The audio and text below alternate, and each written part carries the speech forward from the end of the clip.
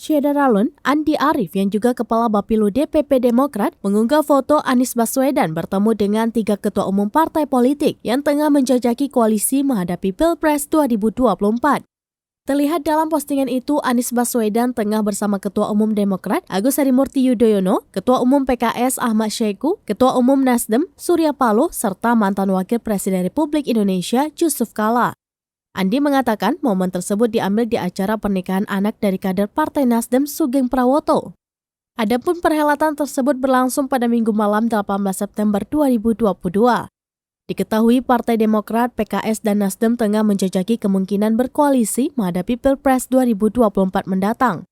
Petinggi masing-masing partai sudah saling bertemu.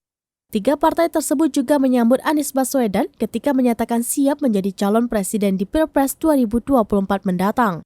Menurut Ketua DPP Partai Nasdem Willy Aditya bahwa sikap Anies itu sejalan dengan keinginan kader partainya yang tercetus dalam Rakernas 2022.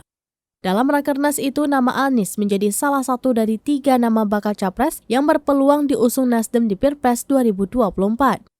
Kader Partai Demokrat juga mengidamkan Anies diusung bersama AHY di Pilpres 2024.